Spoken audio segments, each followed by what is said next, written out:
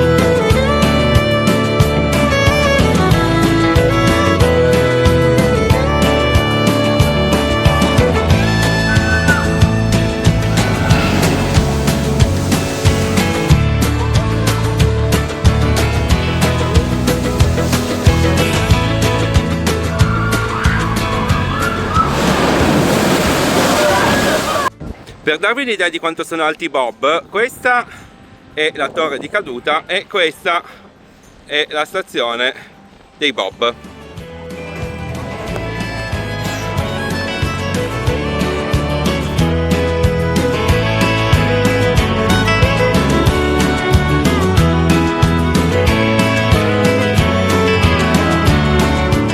In India, dove ci sono un sacco di animali, le solite playground, i pezzi forti sono un Nebulas, come al solito caricato solo a metà, e le rapide.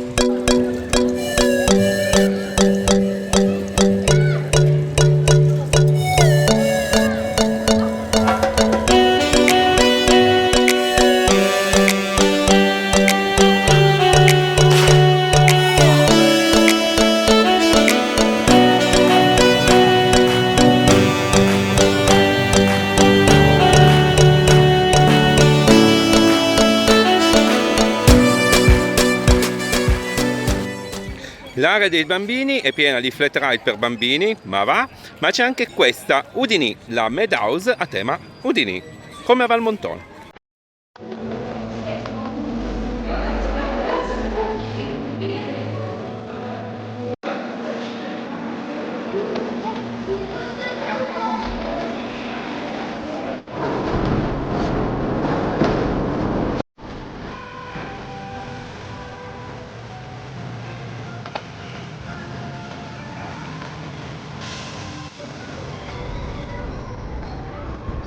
Giungla e savana ce le togliamo in fretta, sono tutti animali. L'unica attrazione è questa, Jungle Mission, una sorta di Jungle Cruise che passa però attraverso animali veri.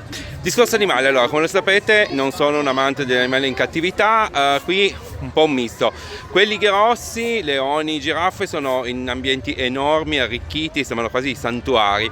Altri animali invece in gabbie molto più piccole, ma in generale non abbiamo bisogno degli animali vivi per divertirci.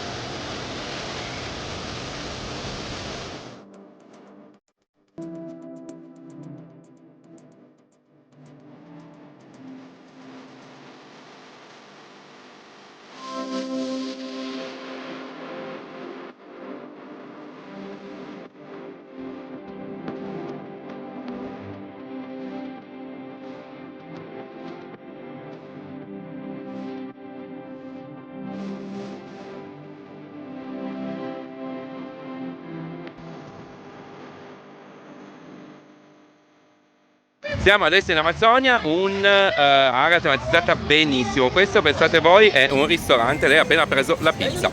Allora, qui abbiamo due tronchi, quello dei bambini, quello normale, un costerino e poi ovviamente i gommoni, quelli di Intamin, quelli fatti strani, Amazzonia, e di questo ne parliamo a parte. Area comunque stupenda e tra l'altro tutti i bagni sono tematizzati.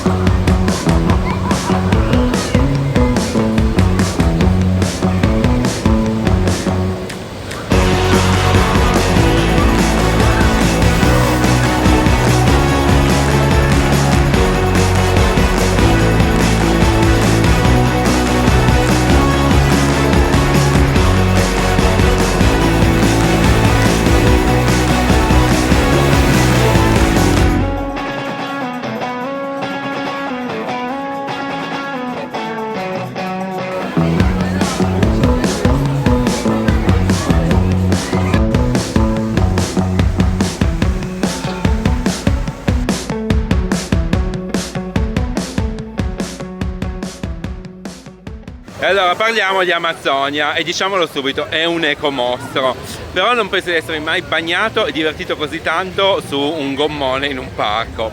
Sembra che Intamin si annoiasse e abbia detto mettiamo tutto quello che sappiamo fare, anche di più.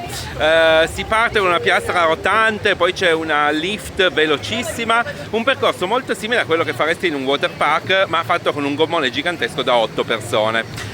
Si torna giù, poi c'è un bellissimo ascensore rotante che chiamano torre panoramica, il famosissimo imbuto che vedete qua sopra, si ritorna in stazione e volete non mettercene pure una drop lì che va giù e giù 2 o 3 volte di 10 metri o quant'è prima di tornare in stazione. Allora, complicazione meccanica infinita, secondo me tutta la ride, bruttissima a vedersi anche perché non è molto tematizzata, sto coloraccio bordeaux tra l'altro non aiuta, però uno sfoggio di tecnologia e di know-how come solo Intamin sa fare, bella, secondo me ha molto potenziale, bisogna ancora lavorarci un po', soprattutto sull'estetica, secondo me, però veramente una bellissima water ride. Serviva in questo parco? No, perché hanno più water ride che altro e hanno già dei gommoni, hanno 2 tronchi, hanno un'altra roba, Niagara, cioè anche meno, tanta acqua in questo parco, però questa mi è piaciuta un sacco. Guardate come cazzo ci si bagna. Siamo in Messico, altra area molto ben tematizzata. Qui troviamo un boomerang di Vekoma, una delle 3 attrazioni thrill del parco. Poi c'è lui, Huracan, che è un coaster family che però ha una parte dark ride, una parte coaster outdoor, una parte coaster indoor e alla fine il risultato se lo porta a casa. Mi ha colpito veramente tanto. Cinema 4D, flat ride, un paio, tra cui purtroppo questa qui chiusa è il Volador, peccato perché è una veramente unica al mondo, ce ne sono pochissime, mi sarebbe molto piaciuto provarlo. Comunque anche questa è una bella area con tante attrazioni per le famiglie e con una tematizzazione di nuovo fatta benissimo.